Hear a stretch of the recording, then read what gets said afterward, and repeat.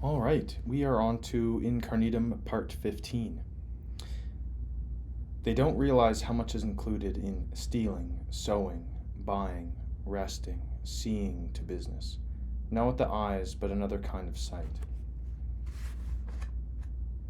Oh, that was it. And all those words I just read there, a lot of them were in italics. So let's read that one again. It's right at the end of a page here. They don't realize how much is included in stealing, sowing, buying, resting, seeing to business. Not with the eyes, but another kind of sight.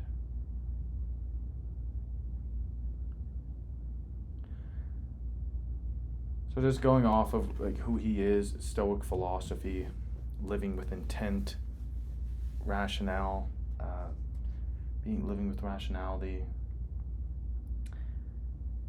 I think what he's getting at though here is just the deep intent and contemplation it takes to do these actions. Like your mind can begin to immediately wander, like in stealing. You have to accept a certain level of comfort with, a bad or negative behavior. Perhaps the context of the stealing is you're stealing back something that was stolen from you, so can you even consider it stealing? Is it, are you stealing just for your own personal gain, or are you stealing some food because you have a 3-year-old at home who's starving and hungry? So what's the intent there? And then there's that's just the tip of the iceberg of the thoughts that you can go into for that word or that action. Sowing, buying, resting, seeing to business. And so seeing to business is just like, getting things done, getting your responsibilities and tasks done, the obligations you have to yourself and to other people. And like not with the eyes, but another kind of sight. So like that's just how you rank, order, and prioritize your life in such a way where you can get to all the businesses, all the responsibilities in a timely and appropriate fashion. By saying here that many people don't contemplate just what's included in all of these things, and the rationale and the intent and reasons why you might partake in these various things, which everybody does. Sowing, so in this context he might literally mean farming and planting seeds, but I have a feeling it's more so like cultivating, and more relevant for today would be like cultivating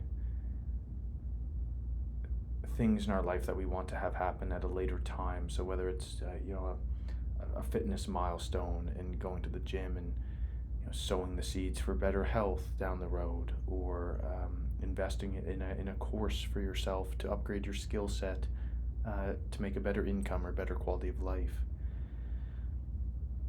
Buying,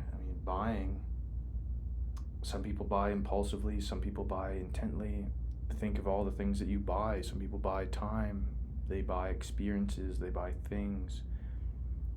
There's thought that goes into that, hopefully, anyway. Resting is it's just sleep, but why do you care if you have a good sleep? Do you have an important deadline due, or do you find yourself lacking in energy throughout the day, or being more moody? All of these things that people do on a daily basis, constantly. What are the intentions there? What are the reasons why you're doing these things?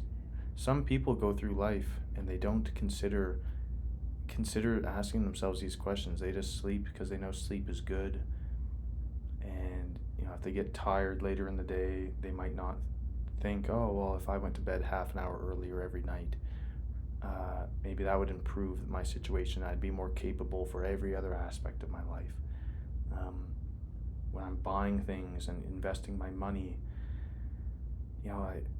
that person probably worked a job that took away from other aspects of their life to get that money to then buy that thing. So is that thing worth that amount of time? Is it worth the cost Maybe you dislike your job, and is it worth not only the money but also the emotional struggles that you go through just going to work? So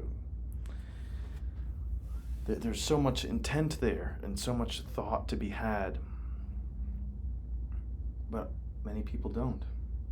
And he's saying that you're probably better off to put some thought and contemplation into these things and consider exactly why you're doing them.